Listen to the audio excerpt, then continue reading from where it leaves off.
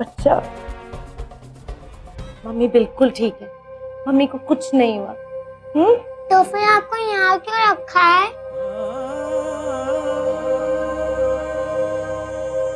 वो तो ऐसे ही, कोई बात नहीं। आप अपना और अपनी दादी का ख्याल रखना, दादी का सारा कहना मानना, उनको बिल्कुल तंग नहीं करना। हाँ जी मम्मी। तू इस गल दी जरा भी चिंता ना कर। तेरा पुत्र मेरे नाल कोई भी शैतानी नहीं करता। तेरा पुत्र बहुत सियाना है, बड़ा प्यारा है। सच्ची? हाँ सच्ची। बेटा चलो, अब मेरा बच्चा रोज स्कूल जाएगा, कोई लापरवाही नहीं करेगा। मेरे बच्चे को बड़ा होके अच्छा इंसान बनना है ना, बनना है ना। अच्छा सुनो, धूप में बिल्कुल भी मत खेलना, बीमार पड़ जाओगे। मम्मी नहीं होगी ना तुम्हारा ख्याल रखने के लिए। बेटा तू फिक्र ना कर। अब घर जाओ और दादी का ख्याल रखो और अपना भी।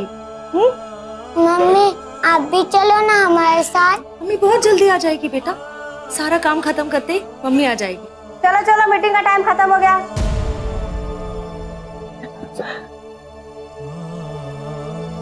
जाओ, मम्मी को बहुत सारा काम है, मम्मी जल्दी आ जाएगी। हाँ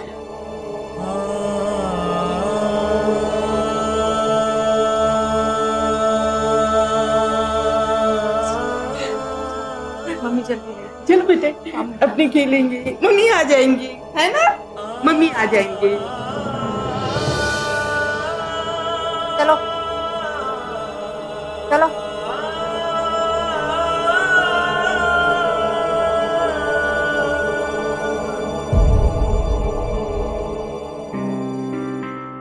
अमनदीप ने जेल के अपने साथी सुभद्रा को अपनी पूरी कहानी सुनाई।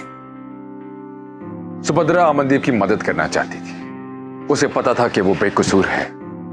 उसने अपने वकील नम्रता से उसे मिलवाया क्योंकि वो चाहती थी कि उसे इंसाफ मिले।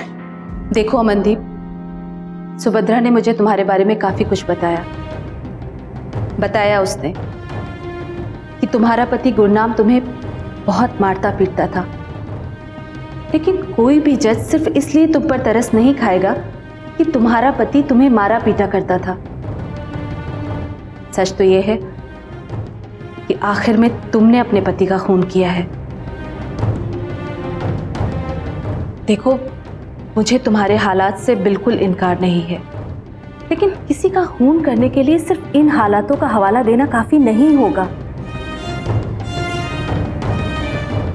मुझे अपनी कहानी सच सच बताओ, तब शायद मैं तुम्हारी कुछ मदद कर सकूंगी। वादा तो नहीं करती, पर कोशिश जरूर करूंगी। मुझे बताओ कि उस दिन तुम्हारे साथ क्या क्या हुआ, सच और साफ साफ, क्योंकि डॉक्टर और वकील से कुछ भी छिपाना नहीं चाहिए। सुभद्रा ने मुझे वहां तक तो बताया कि कैसे तुमने उसके घर से भागने की कोशिश की और वो तुम्हें घर में घसीटता हुआ अंदर ले गया। फिर उसने अंदर से दरवाजा बंद कर लिया और उस वक्त मेरा 7वां महीना चल रहा था और उसने मुझे इतना मारा कि दर्द की वजह से मैं बेहोश हो गई। उसको जरा सी भी दया नहीं आ रही थी मेरे ऊपर। वो मुझे मारता गया और मैं बेहोशी में मार खाती। अगली सुबह मेरी सास मुझे अस्पताल ले गई। होश आया तो खुद को अस्पताल में पाया। तब पता चला कि मेरा होने वाला बच्चा मेरे पेट में।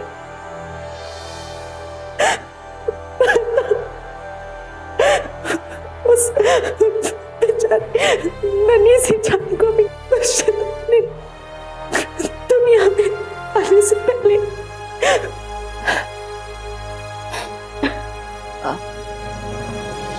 तुमने उससे कभी पूछा नहीं कि उसे तुमसे क्या शिकायत है? वो तुम्हें इतना क्यों मारता है? एक बार पूछा था। क्या कहा उसने? उसने कहा कि वो एक पढ़ी लिखी लड़की से शादी करना चाहता था, लेकिन उसने अपने माँ बाप के बहकावे में आके जबरदस्ती मुझसे शादी कर ली। और उसने ये भी बताया था कि उसकी ऑफिस में एक लड़की के साथ उसका चक्कर चल रहा था। वो दोनों एक दूसरे से बहुत प्यार करते थे और आपस में शादी भी करना चाहते थे।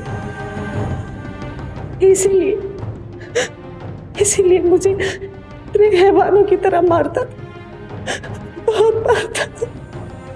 ऐसे लोगों के साथ ऐसा ही होना चाहिए। अच्छा किया मार डाला उसे तो काट के फेंक देना चाहिए। होना तो बहुत कुछ चाहिए, लेकिन फिर भी हमें कानून के हिसाब से चलना चाहिए। कानून में इन जज्बातों से ज्यादा सबूत पर काम होता है। अच्छा अमनदीप, मुझे अच्छे से सोचकर बताओ कि जिस रात तुमने गुरनाम को मारा, क्या उस रात भी उसने तुमसे मारपीट की थी?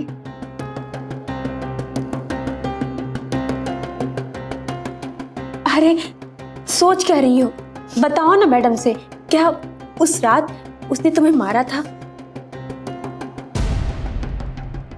अमनदीप, मैं एक बात पूछूं? तुमने अदालत में अपने बचाव में कुछ बोला क्यों नहीं? वहां तो तुम्हें अपने बचाव में बोलने का मौका दिया होगा ना। जो कहानी तुमने सुभद्रा को सुनाई, मुझे सुनाई, वहां अदालत में जज साहब को क्यों नहीं सुनाई?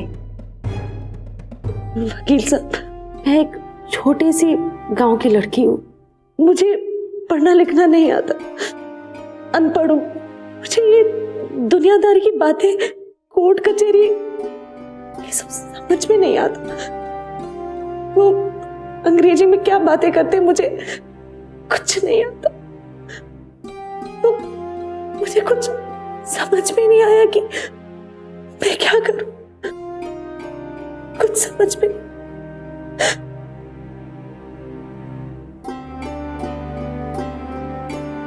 कुछ और? अपने बचाव में सिर्फ आपको ये सारी बातें बता सकती हूँ कि उस रात क्या क्या हुआ था, बस। बोलो। उस रात मेरी सास और मेरा पति एक शादी में गए थे। मैं घर में अकेली थी। फिर अचानक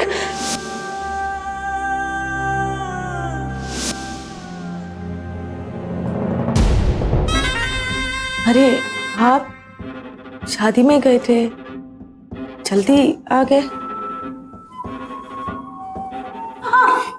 अपने आप को हुर की परी समझती है ना तुम? हाँ? वैसे तो देखने में बुरी भी नहीं है, मगर सोच कि अगर इस सुंदर से चेहरे पे मैं अगर तेजाब या खौलता हुआ तेल डाल दूं तो क्या होगा? हाँ? तुझे पता है, मैं तुझे जल्दी खत्म करने वाला हूं। शायद हो सकता है कि आज की रात तेरी आखिरी रात हो। पता है क्यों? पता है क्यों? क्योंकि जब तक तू मरेगी नहीं ना, मेरी मम्मी मुझे दूसरी शादी करने नहीं देगी। इसलिए तेरा मरना बहुत जरूरी है। देखिए, मैं यहाँ से अपने बच्चे को लेकर चली जाऊंगी। मैं कभी वापस नहीं आऊंगी, मुझे जाने दीजिए। अरे तेरे चले जाने से मेरा क्या फायदा होगा? हाँ? कोर्ट का चक्कर लगाना पड़ेगा तलाक के लिए, और 10 मुसीबत अलग। तुझे तो मैं मारूंगा और तेरे उस पिल्ले को भी, तभी जाकर मेरा फायदा होगा। हाँ? मार!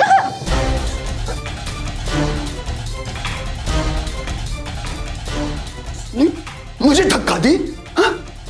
मुझे मारेगी? हाँ, मारूंगी आपको, की वजह से मेरा एक बच्चा जो इस दुनिया में आया भी नहीं था, मेरे पेट के अंदर ही मर गया। और आप मेरे दूसरे बच्चे को मारने की बात कर रहे हैं। मुझे अपनी फिक्र नहीं है, नहीं है मुझे अपनी फिक्र। लेकिन अगर मेरे बच्चे को हाथ लगाया ना तो मारूंगी मैं आपको। तुम मुझे धमकी दे रही है, मुझे मारने की धमकी दे रही है? अब तो नहीं बचेगी, अब तो नहीं बचेगी। अभी तो मैं जा रहा हूं, लेकिन याद रखना इसका नतीजा बहुत बुरा होगा। तुझे और तेरे उस पिल्ले को मैं जान से मार डालूंगा।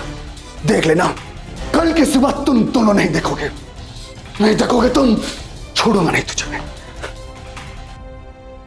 ओह, तो ये बात है, तुम्हारा पति किसी दूसरी औरत से शादी करना चाहता था, इसलिए जलन में आकर तुमने उसे मार डाला। नहीं, ये बात नहीं थी। मैंने उसे इसलिए मारा क्योंकि मैं जानती थी कि वो आदमी एक ना एक दिन मुझे और मेरे बच्चों को जरूर मार लेगा। बस यही सोच सोचकर मुझे एक पागलपन सा सवार हो गया। मैं दिन रात ही सोचती थी कि कैसे उस जानवर से खुद को और अपने बच्चों को बचाऊं। उस रात मैं सोई नहीं, पूरी रात जागती रही। कुछ समझ में नहीं आ रहा था कि क्या करूं, कैसे करूं। फिर अचानक मुझे याद आया कि वो मुझे जलाकर मारना चाहता था। मैं तो मर ही जाती ना, लेकिन मैं ये चाहती थी कि उसे भी पता चले कि उस जलन का दर्द कैसा होता है।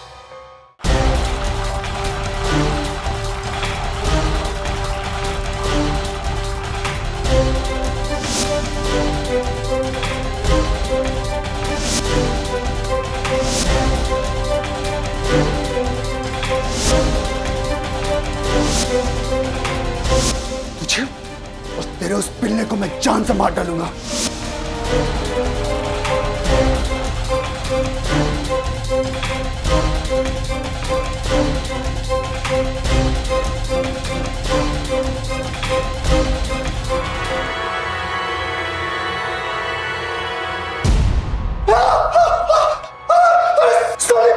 मुझे जगा दे।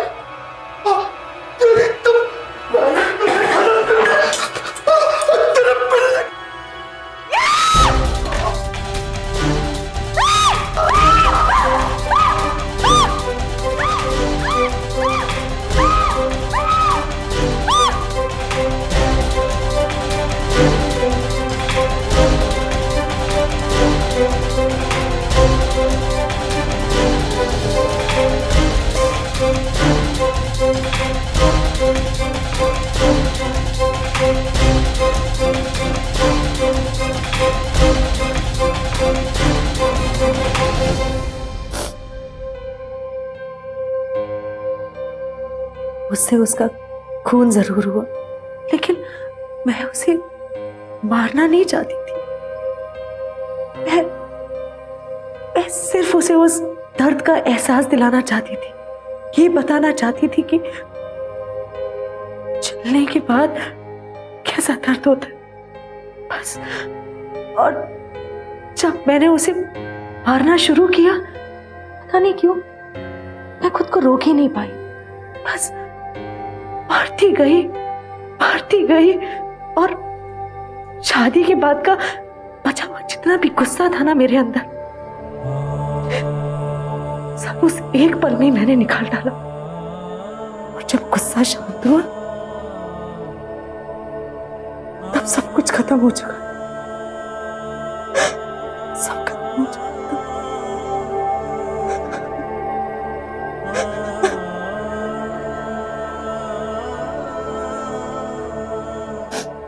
जो कुछ भी हुआ वो बहुत गलत हुआ। अगर उस दिन आप मेरी जगह होती ना, तो समझ पाती कि ऐसे वक्त में इंसान को कुछ गलत या सही दिखाई नहीं पड़ता। उसको नहीं पता चलता कि वो सही कर रहा है या फिर गलत। जानती हूं,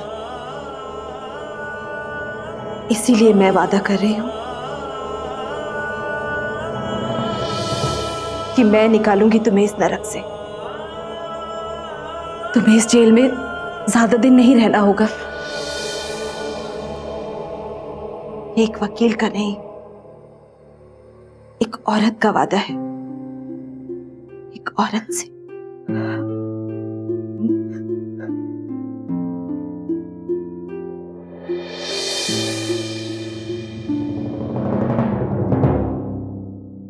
अमनदीप को इंसाफ दिलाने के लिए नम्रता ने पूरी जान लगा दी। अदालत ने अमनदीप की सजा को कम करके सिर्फ 3 साल 4 महीने का कर दिया। उतनी सजा अमनदीप पहले ही काट चुकी थी, तो उसे बाजियत बरी कर दिया गया। पर अमनदीप की कहानी कुछ और होती अगर 1 उसके परिवार ने उसकी मदद की होती, या 2 वो पढ़ी लिखी होती। जिस समाज में औरतें पढ़ी लिखी होती हैं वो ज्यादा इंडिपेंडेंट, ज्यादा सशक्त होती हैं। जब परिस्थितियां विपरीत हो जाएं तो वो अलग घर बचा सकती हैं, पैसे कमा सकती हैं, अपना और अपने परिवार का ख्याल रख सकती हैं। उन्हें उन झूठे नातों के लिए, इन झूठे रिश्तों के लिए अपनी जिंदगी खराब करने की जरूरत नहीं पड़ती।